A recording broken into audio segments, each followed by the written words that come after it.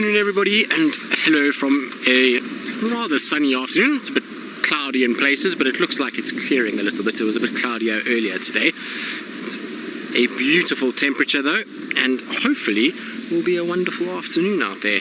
I'm going to go try and see if I can find some elephants to start off with. I believe they've been a bit scarce the last few days, so I'm going to go try and see if they're around.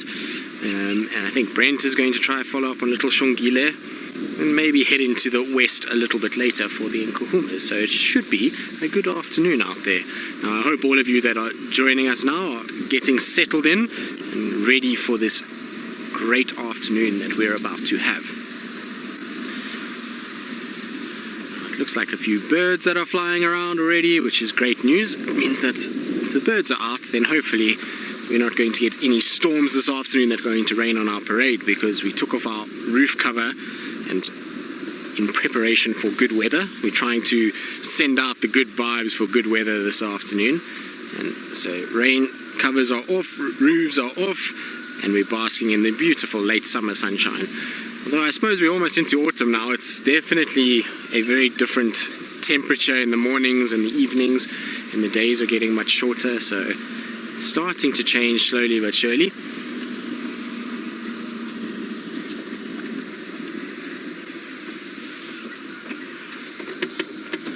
Now I wonder if we're going to find any signs. I also want to check around the southern parts, a little bit further west of where Shongile was this morning, because I want to try and see if there's any sign of Hosana or Karula as well. So I'm going to check around there in my search for elephants this afternoon as well, and just make sure that neither one of them has sneaked in the meantime.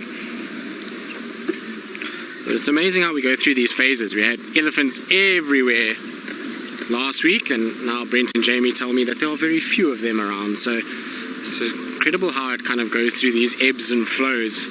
I'm sure it's also something to do with the grass starting to change a little bit now. We're starting to see the grass dying off a bit, even in the week that I've been away. So I've only been away since Monday, but it's really a lot different. Already the grass has gotten a much more yellow tinge to it, not nearly as green as what it was last week. So maybe that's what the issue is the ellies. Although, as I say that, there is tracks for a herd of ellies, by the looks of it.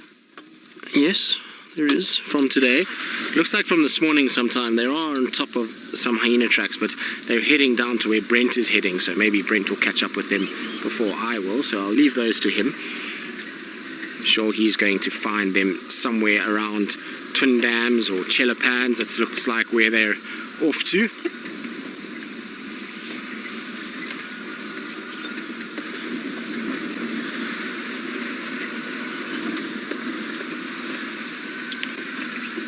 So just checking also, it's amazing also how quickly the water is dropping. So when you come to areas like this in Philemon's Dip, there was water everywhere a few weeks ago, and now even it started to dry up, and it's a lot drier than it was. I did a walk there on Sunday, and it was still a bit of water seeping, but I see that seep is now slowed right down, and there's really very little actually seeping through.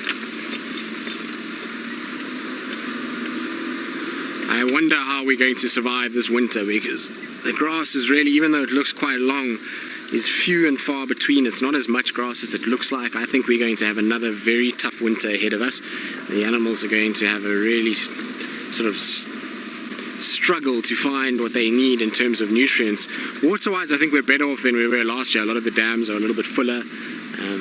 And so we should be okay water-wise, but I think food-wise it's going to still be quite a struggle. Even if we look at how the grass is dying off already, if we don't get any more rains now, it's going to be very, very little in the way of food come October. So it's going to be quite a tough time for these animals. And like I say, that's maybe why the ellies have moved off after sort of 2-3 weeks of sustained pressure in this area. It becomes a little bit harder for them to actually find the nutrient value that they're looking for, and so there might be other areas that have had a bit of rain in the last few days. We have had lots of big clouds, and there was a big storm last night, so it's possible that that's where they've gone to. Right, it's time for the main show, so I'm going to say goodbye. We'll see you all a little bit later.